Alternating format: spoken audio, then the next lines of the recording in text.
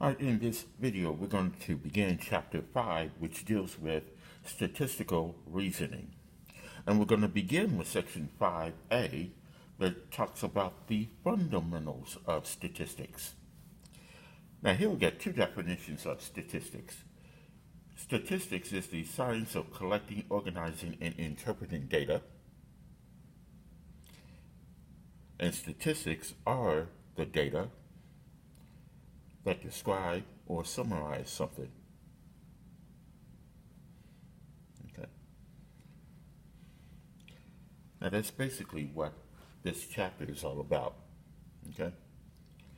You're talking about collecting and organizing and interpreting what that data means, and we have to describe or make a summary of that data. Now, how statistics works. Here's some definitions here. We're going to start off with what the population is in a statistical study. That's going to be the complete set of people or things being studied. So, a population, for example, will be all of the students in the state of Arkansas that take, let's say, quantitative reasoning, or all of the students that take college algebra. Those would be considered to be a population because we're looking at the complete set of people. And also they use the word all. So it'll be all the people or things that will be studied for that particular study. The sample is going to be a subset of a population from which the raw data is actually obtained. So it's hard to get a population because it takes time, but we can take a sample, which is going to be a subset, and let that subset be a representation of the entire population. And then you have population parameters. Those are going to be specific numbers describing the characteristics of the population. In this case here, when you're dealing with population parameters, you're dealing with things like the population mean, or the population variance, or the population standard deviation. Okay, those things will be talked about in chapter 6. Okay, population parameters can be a population mean or population standard deviation or a population variance. Sample statistics are going to be numbers describing the characteristics of the sample found by consolidating or summarizing the raw data collected from that sample. In this case, let's say sample mean, because you're only taking the average or the mean of just that sample, or sample variance, or sample standard deviation. Okay. Now, let's look at example 1.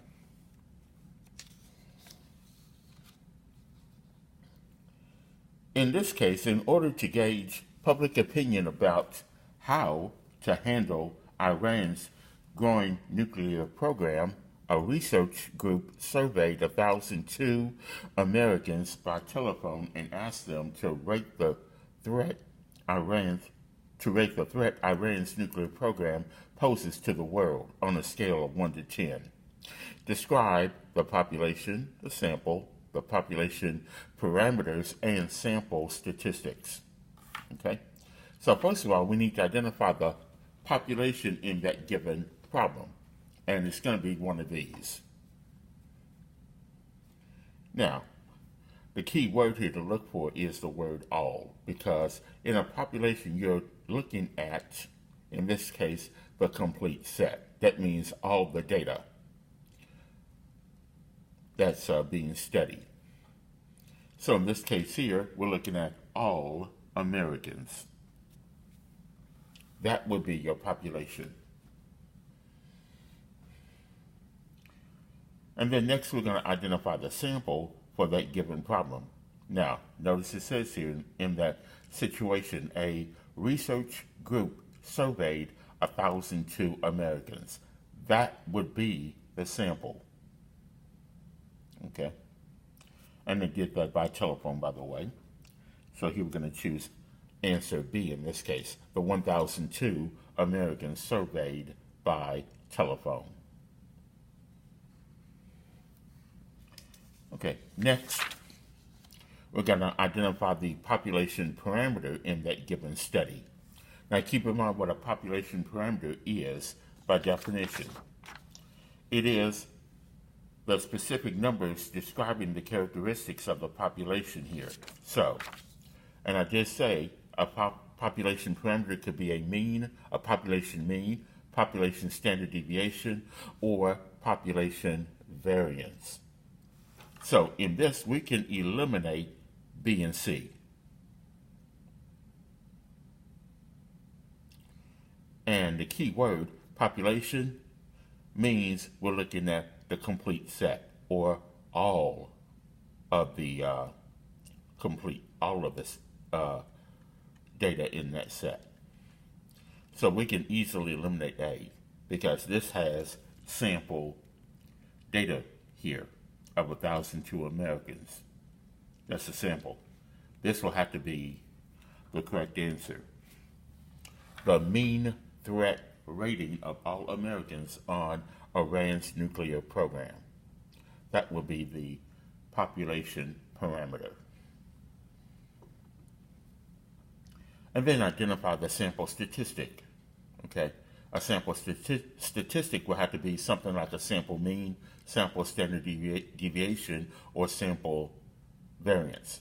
And a sample is just a representation of that population. So if we want to eliminate this, we can eliminate part A because it has all. That would be dealing with the population. The number of Americans selected is kind of vague. The total number of Americans, that's like all. Part C, answer C would have to be the correct one. The mean threat rating on Iran's nuclear program of the 1,002 Americans surveyed by telephone. That will be the sample statistic because it has a sample mean, and we're taking the sample mean of 1,002 Americans. Okay. All right, here's another example of identifying the population. The sample population, the sample, and then the population parameter and the sample statistic.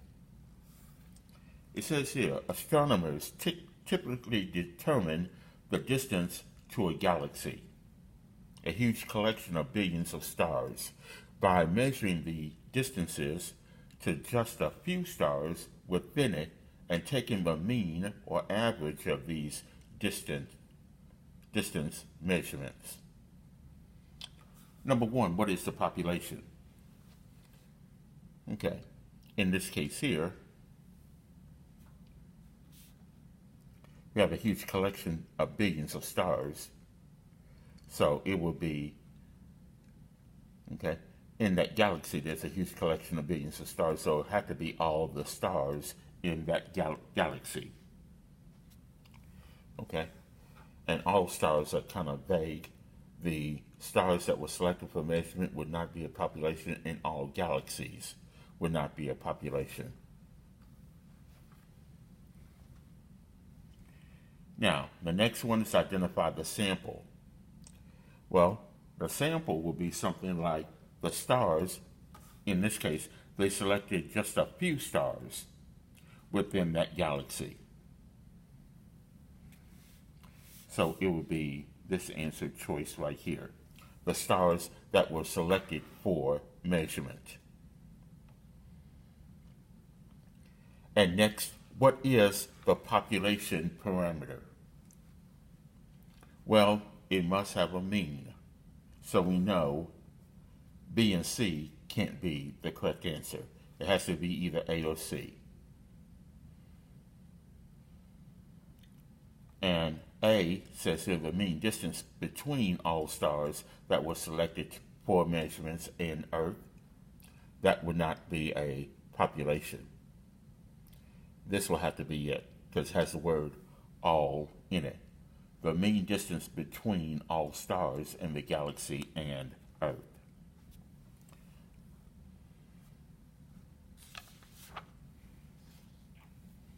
Okay. And then what is the sample statistic? In this case here, it's got to have a mean or variance or standard deviation. Has to have a mean. So we know A and C will have to be one of those two, will either have to be correct. Well,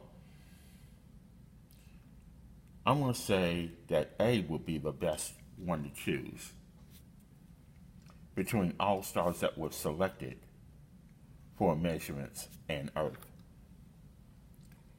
All stars that were selected. That's your sample. So here, A would be the sample statistic. Okay. All right, next we'll look at the basic steps in a statistical study, or the process of a statistical study. Here, statistics is divided into two major types, descriptive and inferential. Descriptive statistics is the branch that deals with describing data using tables, charts, graphs, or sample statistics. We'll talk more about charts, tables, and graphs later on in this chapter, and sample statistics in chapter 6. Inferential statistics is the branch that deals with inferring or estimating population characteristics from sample data. Now, later on in chapter 6, we're going to look at, kind of briefly, inferential statistics and how to use that as well. Now, here are the basic steps in a statistical study. Number 1, you want to state the goal of your study. Number 2, choose a representative sample from the population. Number 3, collect raw data from the sample and summarize these data by finding sample statistics of interest. Number 4, use the sample statistics to infer the population parameters. And number 5, draw conclusions. Okay? And here is the flow chart that deals with the elements of a statistical study. And you can see here, we'll start here by identifying the goals. And then from a population, we want to draw from that population to obtain our sample. And then from the sample, we want to collect the raw data and summarize. That's where the sample statistics come in.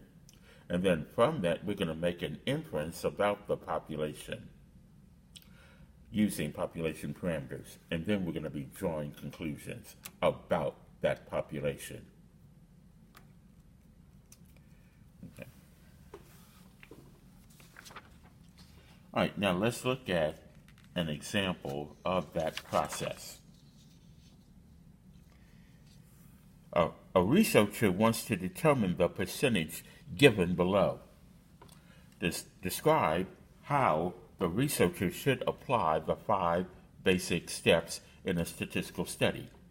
Assume that all people in the poll answered truthfully. And that is the percentage of workers that drank coffee or tea while working.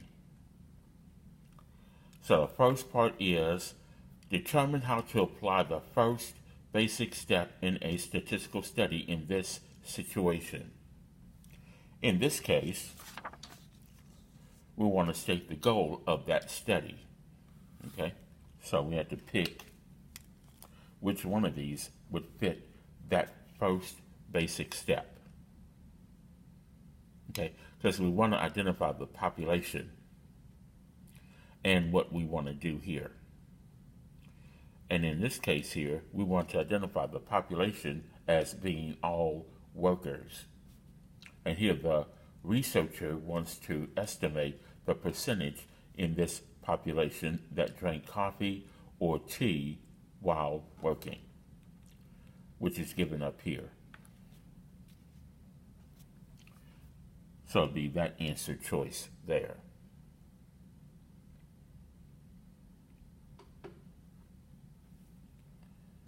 Okay, now the second basic step in the statistical study, we want to determine how to apply that in this particular situation. The second step is to draw data from that population. That will be a sample.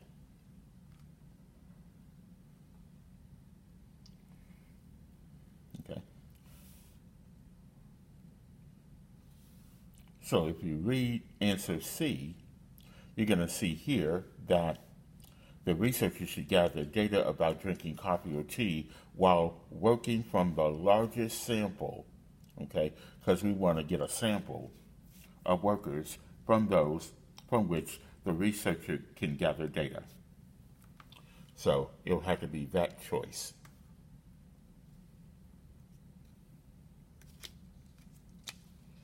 Okay.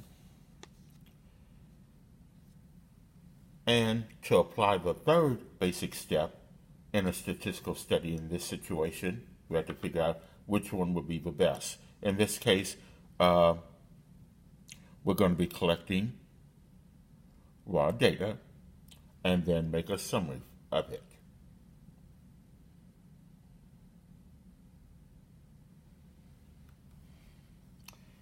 And in this case, it would be right here, answer B. The sample statistic of interest is the percentage of workers in the sample that drank coffee or tea while working. Okay, because our goal is finding the percentage of workers here.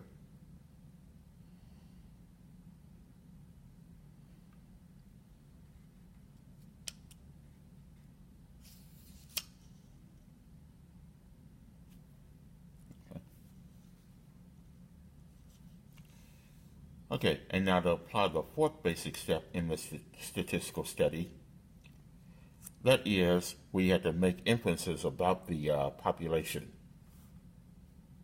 Okay. And by looking at these, it will be answer A. The researchers should use sample statistics as an estimate for the population value of the percentage of workers that drink coffee or tea while working.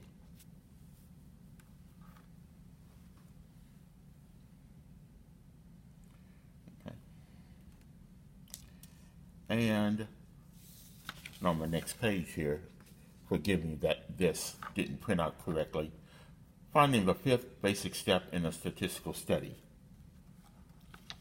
Now, in this case, this is going to be hard to read. It says here the researchers should use the methods of statistics to determine the quality of the estimate of the population parameter and draw conclusions based on this estimate accordingly. So step number 5 is coming up with a conclusion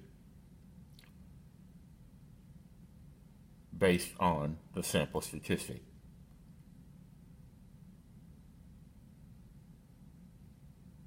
Okay.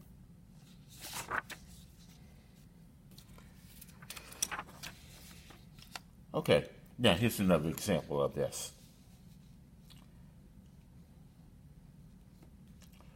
A researcher wants to determine the percentage given below. Describe how the researcher should apply the 5 basic steps in a statistical study. Assume that all the people in the poll answered truthfully. And this is the situation, the typical percentage of the bill that is left as a tip in restaurants. The typical percentage of a bill that is left as a tip in restaurants. And we want to determine how we can apply the first basic step.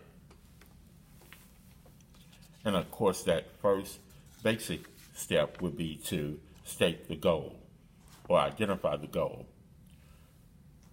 So in this case here, we need to identify our population. And the best answer choice for that one would be this one. It's going to be the population where it's all people who go to restaurants. The goal is to determine the average tip as a percentage of the bill. That's this right here. That's our goal up there. So we want to look at all people that go to restaurants and find out what the average tip as a percentage of the bill. And next is applying the second step, which is to collect raw data and summarize. Draw from that population. We want to draw from the population here of all people who go to restaurants. We want to find a sample, okay? So in this case here, he should choose a representative sample of restaurant goers. So that answer would be the best one.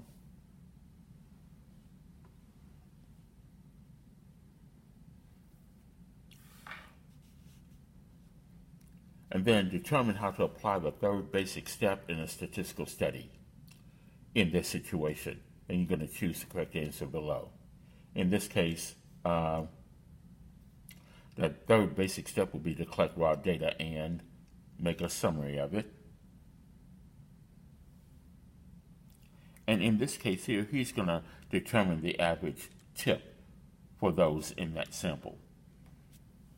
He's going to collect the amount that each person gave as a tip and then get the average of it. And then apply the fourth basic step in a statistical study in that situation. And here you're going to make inferences about that population here. In this case, he should use the sample statistic to infer the population value. Okay. Because you want to use your sample statistics in order to make an inference about the entire population. Okay. And determine how to apply the fifth basic step in a statistical study in this situation. Well, let's see here.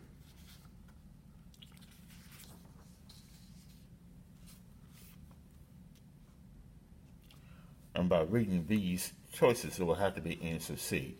The researchers should use methods of statistics to determine the quality of the estimate of the population parameter and draw conclusions based on this estimate accordingly.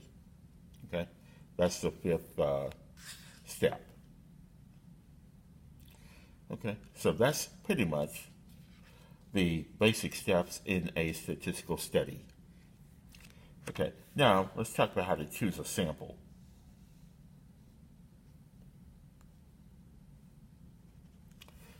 Choosing a sample may be the most important step in any statistical study. If the sample fairly represents the entire population, then it is reasonable to make inferences from the sample to the population. However, if the sample is not representative, then there is little hope of drawing accurate conclusions about the population. Okay, now we got some definitions here. Representative sample. A representative sample is a sample in which the relevant characteristics of the sample members are generally the same as those of the population. And here are 4 different common sampling methods. One of them is a simple random sampling. Here we choose a sample of items in such a way that every sample of the same size has an equal chance of being selected. Okay? That's the one that's most commonly used, where, every sample of that same size will have an equal opportunity to be selected. And then you also have something called a systematic sampling. Here we use a simple system to choose a sample, such as selecting every 10th or every 50th member of the population. Okay. And then convenience sampling. Here we choose a sample that is convenient to select, such as people who happen to be in the same classroom. Okay. Also, one example of convenience sampling would be probably sampling those who are in, let's say, in the mall shopping, because they're, walking somewhere in the mall, and then the people that stop them and come by to survey them because they're there, that would be convenience sampling. And that's usually not the best way to get a sample. And then you have stratified sampling. Here we use this method when we are concerned about differences among subgroups or strata within a population. Here we first identify the subgroups and then draw a simple random sample within each group. The total sample consists of all the samples from the individual subgroups. And on the next page, just an illustration of each one of those sampling methods that we talked about. Here, the simple random sample means every sample of the same size has an equal chance of being selected.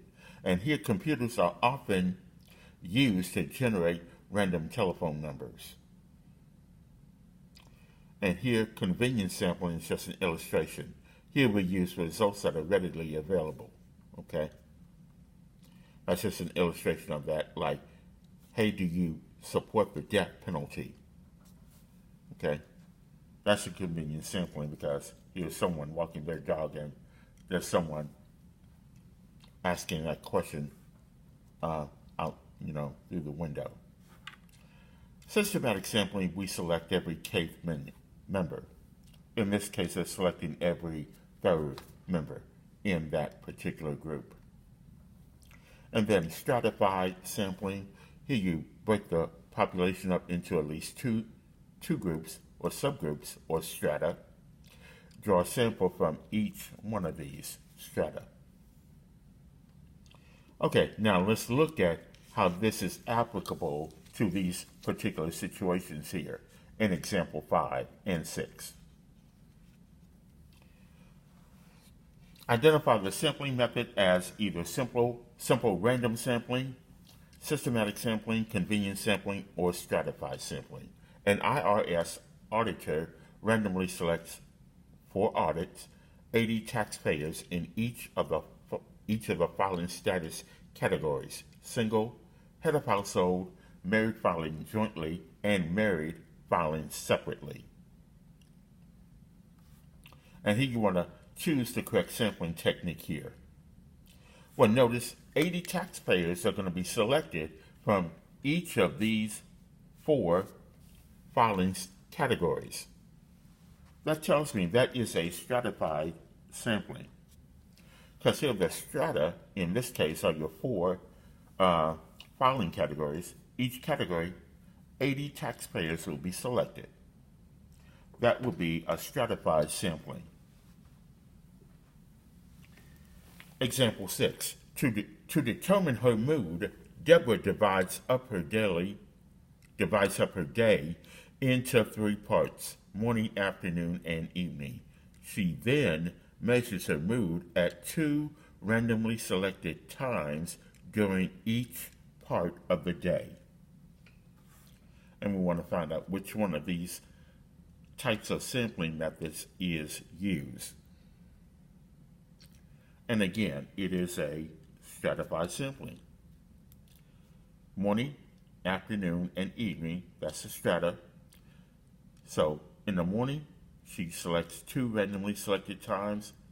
In the afternoon, again, 2 randomly selected times. And in the evening, 2 randomly selected times.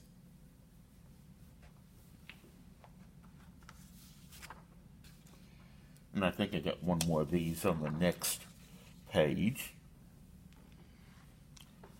A computer randomly selects 100 names from a list of all registered voters. Those selected are surveyed to predict who will win the election for mayor. Well, we know it can't be a convenient sampling, and it's not stratified, and it's not systematic. It's just simply a simple random sampling. Okay? Because of all the registered voters, 100 names were randomly selected by the computer. Okay. All right, next we'll talk about how to watch out for bias. Okay. A statistical study suffers from bias if its design or conduct trends to favor certain results. Okay?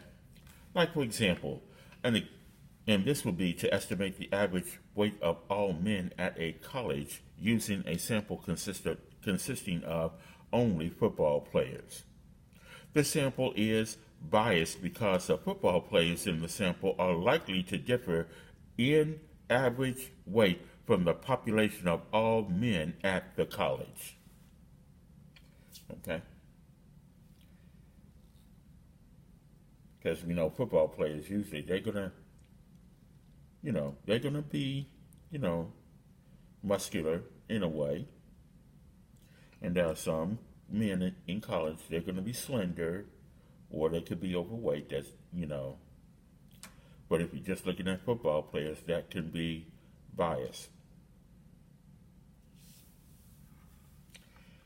Now, a couple of types of statistical study would be an observational study and an experiment. An observational study is where researchers observe or measure characteristics of the sample members but do not attempt to influence or modify these characteristics. Okay? Observation, usually they're going to sit and observe and not make any influences or make any modifications. In an experiment, researchers apply a treatment to some or all of the sample members and then observe the effects of that treatment. Okay? So usually an experiment will have some type of treatment applied. Okay? Like, for example, let's say in education, you might apply something like a structured learning assistance session for some or all of the students here on campus. That would be pretty much an experiment. Or if you want to experiment how effective a reading program is, same thing. Now, there are treatment groups and control groups. The treatment group in an experiment is going to be the group of sample members who receive the treatment being tested. So like in a supplemental learning program for math or for English or for science, pretty much that would be the treatment group, those who are taking a 1 hour supplemental learning session. The control group is the group of members who do not receive the treatment. Okay? Here they don't get the treatment, they just attend the regular class without any outside help. It is important for the treatment and control groups to be selected randomly and to be alike in all respects except for the treatment. So like in a college algebra class, the same material will be taught. But, one class section could get the SLA or tutoring extra help. The other one does not. They don't attend those sessions. Okay, now placebo and placebo effect. A placebo lacks the active ingredients of the treatment being tested in a study, but looks or feels enough like the treatment so that participants cannot distinguish whether they are receiving the placebo or the real treatment. Okay. Usually in studies, when they're trying to test a certain drug, one group will get the real drug, the other one will get the placebo, or what we call a fake drug. And then the placebo effect, that refers to the situation in which patients improve simply because they believe that they're receiving a useful treatment.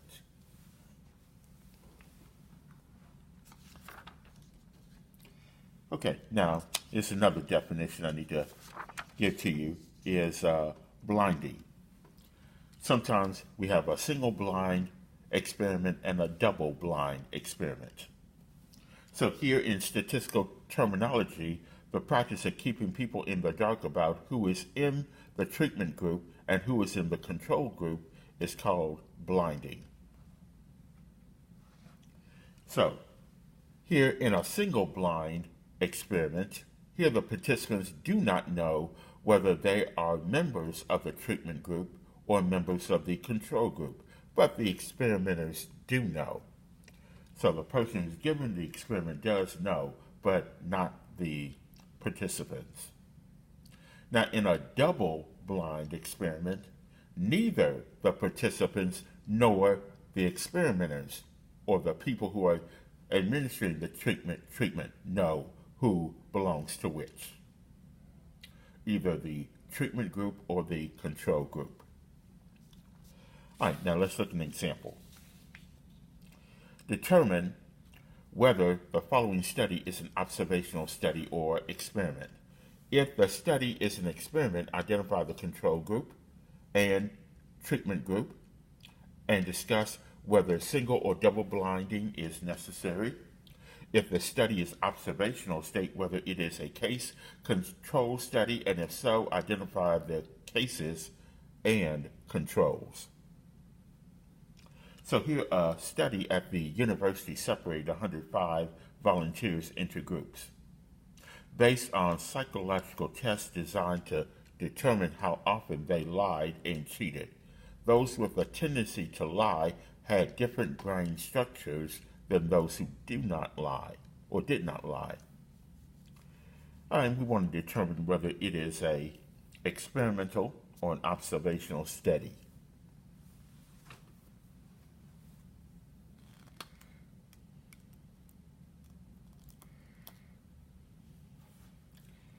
Well, I don't see a treatment being used here, so we know it's not experimental. Okay? So we know it's either observational with a case control or observational without the case control. And it's going to be answer B, because it does state that those with a tendency to lie had different brain structures than those who did not lie. So it's an observational with a case control. Here the cases are the volunteers that had the tendency to lie, and the controls are going to be the volunteers that did not lie.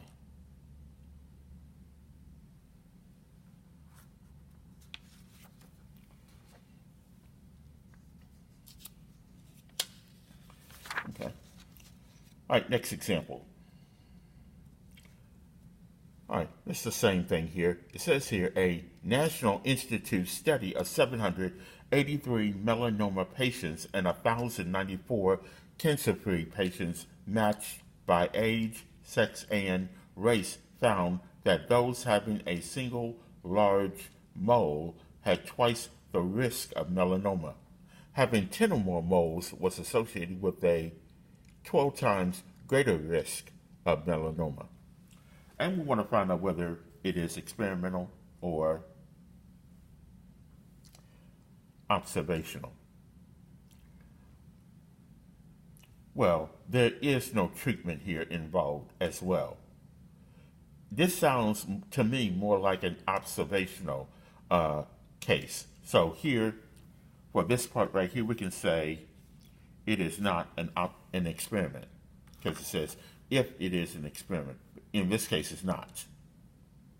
And the next part, if the study is an experiment, well, it can't. Again, it's not an experiment, so we don't have to worry about that because there is no treatment used here. Okay, now, in this case, the study is, and I just said it right here, it is observational. There's a drop-down menu that will let you choose between experimental and observational. All right, now this part right here, if the study is observational, which it is, state whether it is a retrospective study and choose the correct answer below. Okay, let me skip over this and just tell you what a retrospective study is, or a case control study. It is an observational study that uses data from the past, such as official records or past interviews, in which the sample naturally divides into a group of cases who engaged in the behavior under study and a group of controls who did not. That's what a retrospective study is. Okay, and in this case, we're going to say it is a observational and it is a retrospective study. Okay, because I'm thinking this is something that was done probably in the past. And if it is a retrospective study, which it is, identify the cases and controls.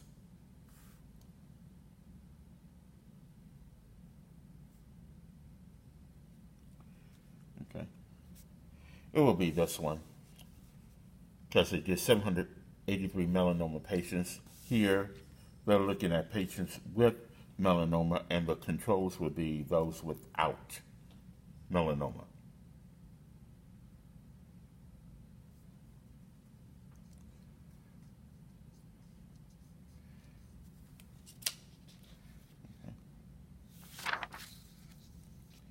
And there was a definition of a retrospective study. Okay. Now here's another example of that. We want to find out what type of statistical study is most likely to lead to an answer to the following question. If the study is an experiment, identify the control and treatment groups and discuss whether single or double blinding is necessary. If the study is observational, state whether it is a retrospective study, and if so, identify the cases and controls. Here we got, over a period of many years, which National Hockey League teams with West Coast home ice have better records? Well, again, I don't see any treatment that is involved here, so that would mean it's not going to be experimental. It has to be observational. So I'm going to go down here and check observational, because we're observing in this case, which has better records. Now, if the study is an experiment, well, it's not an experiment, so we can check the part where it says the study is not an experiment. And if the study is an experiment in the second part, again, it's not, so we can check off the study is not an experiment because it's observational. Okay, next. If the study is observational, state whether it is a retrospective study. Okay.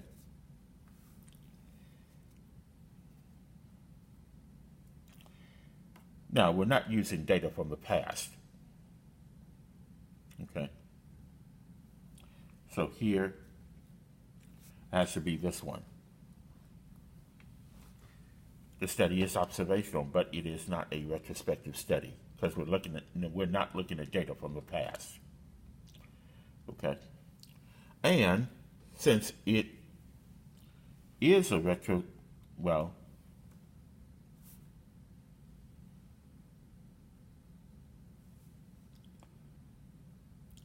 here we can identify the cases and controls. And they're saying if the study is retrospective. Okay, we said it was observation, but it was not, in this case, retrospective. So I would choose that one because the study is not retrospective.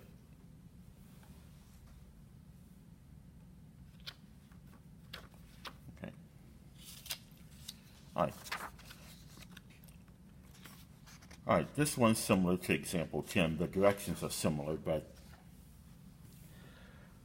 here we ask, is acupuncture effective at relieving ankle strain? Okay, now this one does have a treatment involved, and that is the use of acupuncture. So this would be a experiment. Okay. So that would be an experiment because we're experimenting whether acupuncture is effective at relieving ankle strain. So there is a treatment involved. All right. Since it is an experiment, we're going to identify the control and treatment groups. Okay. By looking at this, the control group would be members without treatment, and the treatment group would be sample members that receive the acupuncture. So here, it will be this choice right here. Control group receives no treatment. The treatment group receives the treatment.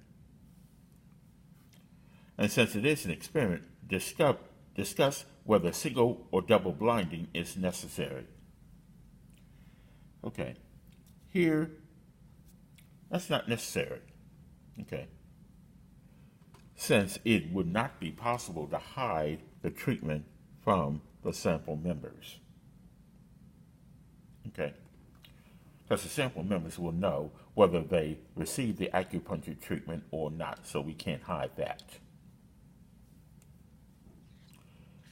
And of course, because it is an experiment, we know it's not going to be an observational study. And here, it's not retrospective.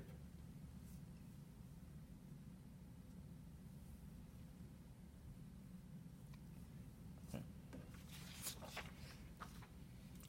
All right, now let's look at one more thing that deals with this particular section 5A. Surveys and opinion polls. Here, surveys and opinion polls are observational studies and are among the most common types of statistical study. Okay?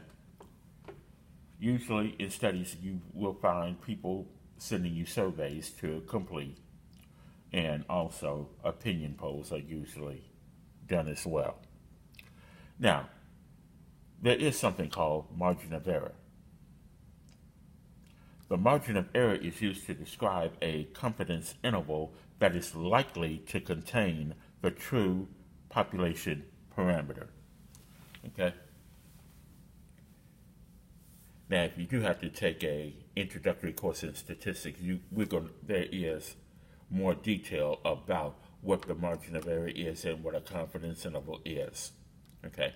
I teach statistics and I do cover a huge amount of confidence interval and what the margin of error is and how to construct and interpret a confidence interval.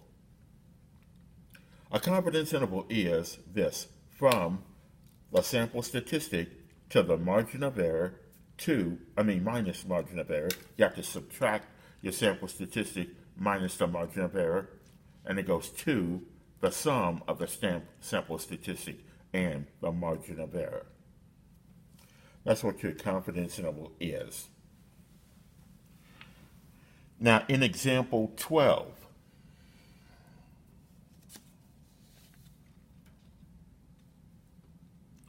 the following summary of a statistical study gives a sample statistic and a margin of error. Find the confidence interval and answer any additional questions. A poll is conducted the day before a state election for senator. There are only 2 candidates running for this office. The poll results show that 60% of the voters favor the Republican candidate, with a margin of error of 2 percentage points. Should the Republican expect to win? Why or why not? Okay, so now we want to find out the confidence interval. It's going to be from what percent to what percent. Now let's identify what we have here. We got a margin of error of 2 percentage points. So your E, I call it capital E, it's going to be 2%.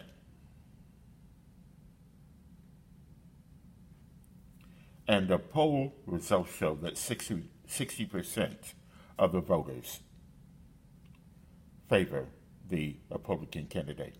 So in this case here, we're going to take that sample statistic of 60%,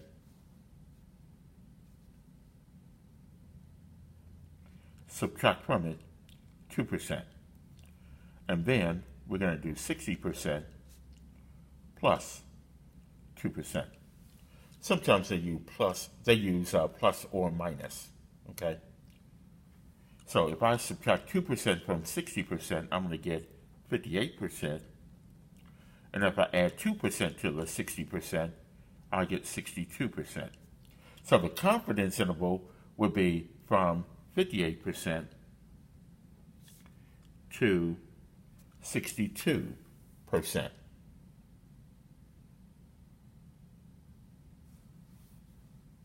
Okay, that's how we do the confidence interval. Now, in opinion polls, and with those opinion polls here on TV, they have polls where who would be most likely to win an election for an office. They'll have the percentages, but somewhere they have a little bitty number like saying plus or minus 2.5%. That would be the margin of error, okay? And usually those polls are done using what they call a 95% confidence interval, okay? That's beyond what we're talking about here. All right, now to finish the rest of example 12, the Republican is or is not likely to win. Well, by looking at this, he is likely to win. And that is because, and you'll probably have to pick and choose which one of these, because either both endpoints of the confidence interval are less than 50%, one endpoint of the confidence interval is less than 50%, both endpoints of the confidence interval are greater than 50%, one endpoint of the confidence interval is greater than 50%. Well, looking at these, the low endpoint and the upper endpoint, they're both over 50%. So I'll choose that one. Both endpoints of the confidence interval are greater than 50%.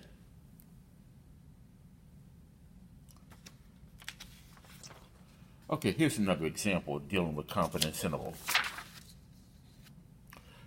Okay, in a survey of 1,001 people, 701 or 70% say that they voted in a particular presidential election. The margin of error for this survey was 3 percentage points. However, actual voting records show that only 61% of all eligible voters actually did vote. Does this imply that people lied when they responded in the survey? And explain.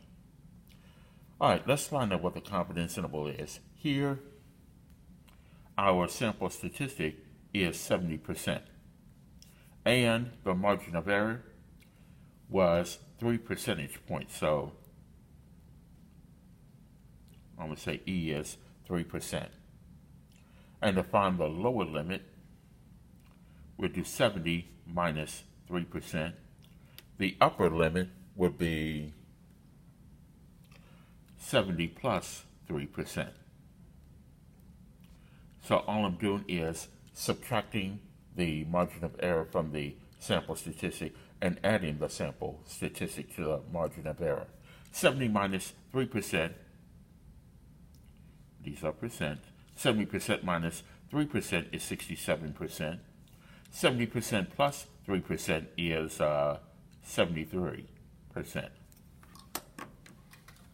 And let me go and correct that. So This will look better.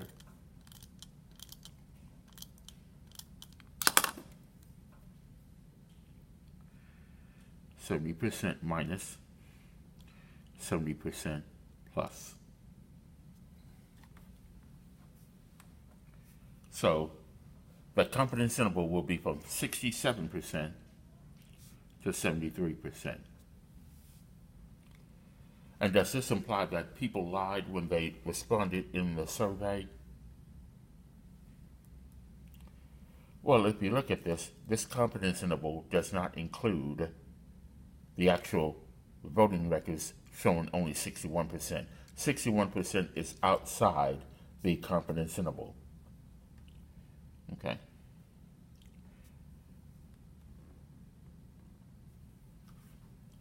So here it is unlikely that its results will be so different from the actual results if that study was conducted properly. This would imply that respondents intentionally lied to appear favorable to pollsters, or that their memories were inaccurate. Okay. All right, so this will conclude this video on the fundamentals of statistics.